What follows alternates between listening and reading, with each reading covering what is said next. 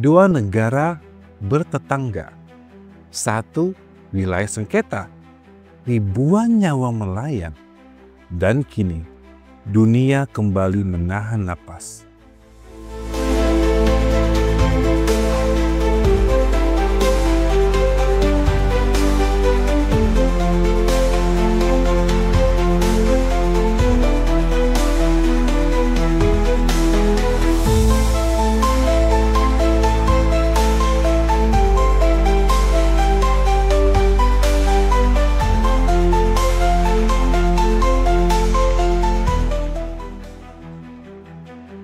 Konflik India-Pakistan, sejarah panjang permusuhan di balik Kashmir.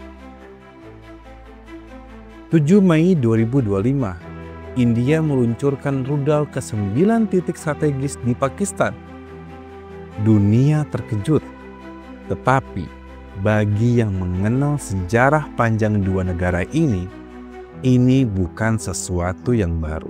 Awal mula segalanya, perpecahan 1947. 1947, Inggris memutuskan untuk mengakhiri kolonisasi di anak benua India. Namun, perpisahan itu tidak damai. Dalam proses pembagian wilayah berdasarkan agama, lahirlah dua negara. India yang mayoritas Hindu dan Pakistan yang mayoritas Muslim. Darah pun mengalir.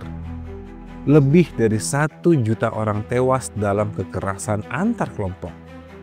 Salah satu wilayah paling krusial saat itu adalah Kashmir. Meski mayoritas Muslim, Kashmir memilih bergabung dengan India. Keputusan itu tak pernah diterima Pakistan. Dan sejak saat itu, Kashmir menjadi bom waktu yang terus berdetak.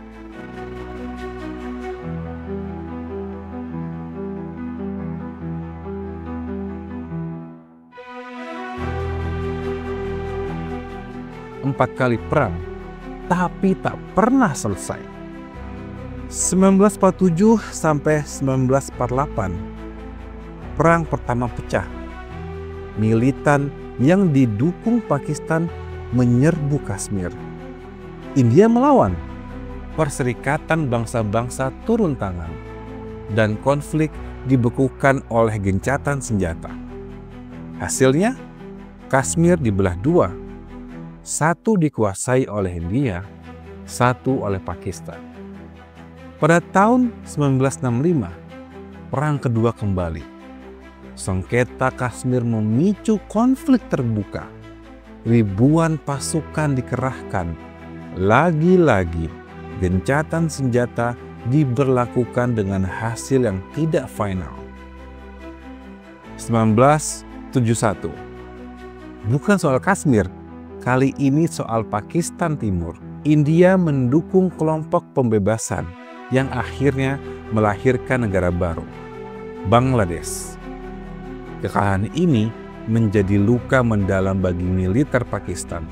1999, Perang Kargil. Pasukan Pakistan menyusup ke wilayah India. Dunia kembali menengok ke Asia Selatan. Perang berakhir, tapi permusuhan tidak. Terorisme dan balas dendam. Memasuki abad 21, konflik berubah bentuk. Bukan lagi perang terbuka, tapi melalui kelompok teroris. Parlemen India diserang. India menuduh kelompok yang dilindungi Pakistan. Hubungan dua negara membeku. 2008, serangan Mumbai. Lebih dari 170 orang tewas. Pelakunya Lashkar-e-Taiba, kelompok teroris yang bermarkas di Pakistan. 2016, Uri Attack, dan 2019, Pulwama Attack. Gelombang serangan terus berulang.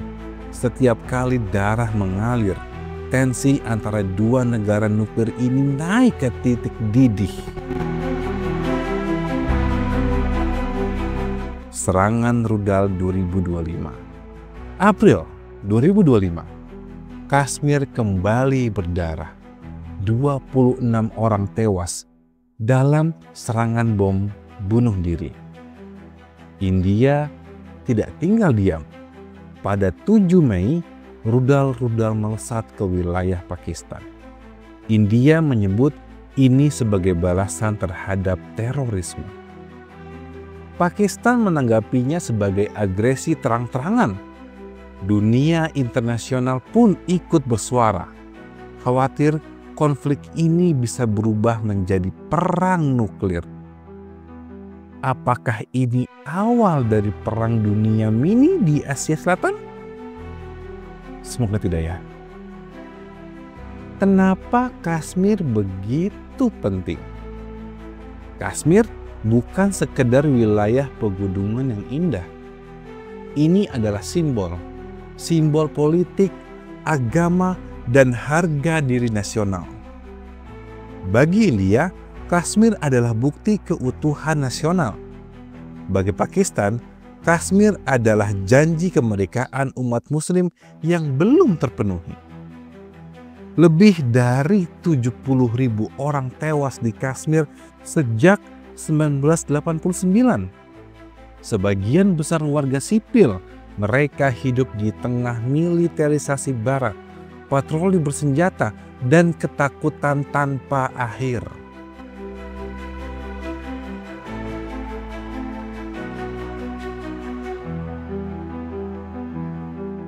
Senjata nuklir dan bahaya nyata. Yang membuat konflik ini makin berbahaya adalah fakta sederhana. India dan Pakistan adalah negara bersenjata nuklir. Hanya dibutuhkan satu serangan yang salah sasaran, satu kalkulasi yang meleset, dan dunia bisa menyaksikan bencana kemanusiaan terbesar sejak Perang Dunia Kedua. Selama ini, doktrin penahanan berhasil mencegah perang terbuka. Tapi sampai kapan?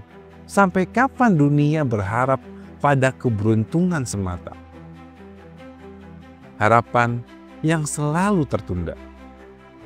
Setiap kali konflik mereda, selalu ada harapan baru, perjanjian damai, pertemuan bilateral, atau janji untuk menyelesaikan sengketa secara diplomatik. Tapi semuanya kandas. Setiap kali bom meledak, luka lama terbuka kembali. Kashmir bukan hanya medan pertempuran militer, tapi juga medan propaganda, politik dalam negeri, dan fanatisme nasionalisme.